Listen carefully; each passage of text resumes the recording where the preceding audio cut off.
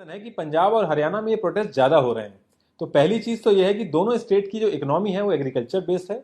दूसरी चीज, जो सेंट्रल गवर्नमेंट है वो हर साल गेहूं और चावल बल्क में खरीदती है। हरियाणा 60% से ज्यादा प्रोडक्शन करता है बासमती राइस का, और पंजाब ऑल ओवर इंडिया में 2/3 से ज्यादा गेहूं प्रोड्यूस करता है। जब सेंट्रल गवर्नमेंट बल्क में गेहूं और चावल खरीदती है तो स्टेट को 8.5% टैक्स देती है, जिसमें से 2.5% एपीएमसी मंडी को जाता है और 6% डायरेक्टली स्टेट के पास जाता है।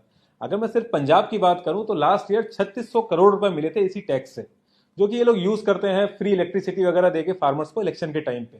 तो इस बिल के आने से अब वो चीज बंद हो जाएगी। ऐसा नहीं था कि गवर्नमेंट को पता नहीं था कि कौन कौन से स्टेट में प्रोटेस्ट होंगे या किस लेवल के प्रोटेस्ट होंगे, कौन कौन पार्टी छोड़ सकता है। गवर्नमेंट को बहुत अच्छे से पता था, इसीलिए ये बिल जून में कोविड के टाइम पे लाया गया। प्रॉब्लम यह है कि हर एक पार्टी को पता है कि जो एग्रीकल्चर सेक्टर है 15% जीडीपी को कंट्रीब्यूट करता है, लेकिन अगर मॉडर्न इकोनॉमी की बात करें तो एग्रीकल्चर को हमेशा सेकेंडरी रखते हैं लोग।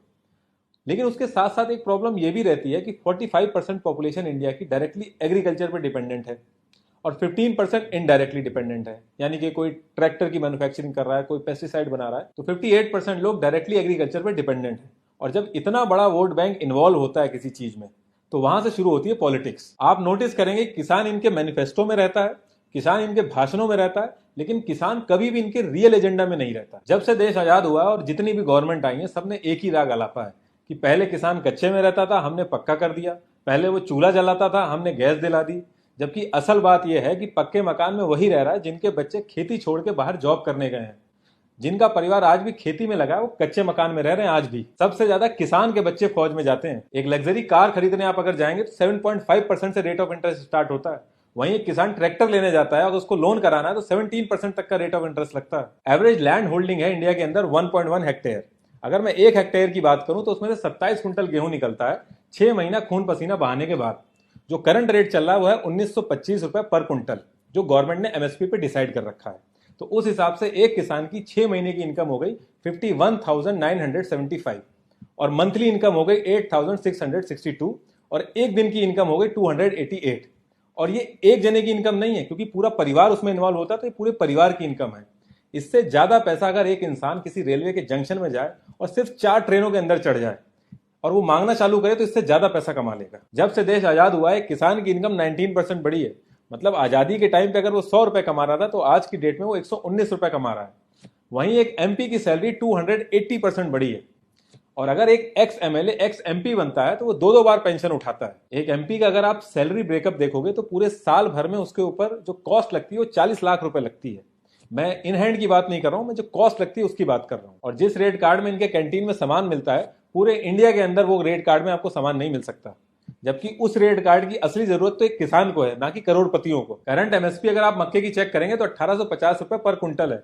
अगर वहीं मैं केजी में बात करूं तो 18 रुपए 50 पैसे पर केजी है।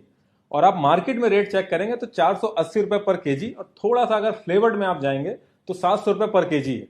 तो ये जो डिफरेंस है, इससे आप आइडिया लगा सकते हैं कि बीच में कितना बड़ा मुनाफा छुपाया जा रहा है। ये पूरी दुनिया में इकलौती ऐसी जगह है जहां पे ओनर सस्ते में बेच रहा है और कंज्यूमर महंगे में खरीद रहा है, और जिसका ना लैंड है ना अनाज है, जो मिडिल मैन है वो सबसे ज्यादा मुनाफा कमा रहा है। और रही बात पार्लियामेंट में ये बिल सही तरीके से पास हुआ, वॉइस वोटिंग सही थी या गलत थी, तो इन सब चीजों में पढ़ के कोई फायदा नहीं है, क्योंकि ये सारी पार्टियां मिलकर बस एक्टिंग कर रही हैं मदद करने की। कोई एक्चुअल में मदद करना नहीं चाहता। 2019 में अगर आप ऑपोजिशन का मैनिफेस्टो देखेंगे तो पैराग्राफ 7 और सब क्लॉज 11 में वो लोग यही बिल लाने की बात कर रहे हैं। इनफैक्ट 2012 में ऑपोजिशन ने खुद स्मॉल स्केल पे कॉन्ट्रैक्ट फार्मिंग कराई थी, और आज की डेट में वो कह रहे हैं कि डेमोक्रेसी की हत्या हो गई है। 2001 में नवंबर के मंथ में अमृतसर के अंदर जो हमारी रूलिंग गवर्नमेंट है वो एसेंशियल कमोडिटी एक्ट खुद ही अपोज कर रही थी। और ऐसा नहीं कि कोई और लीडरशिप कर रही थी, जो करंट लीडरशिप है वही इस चीज का अपोज कर रही थी।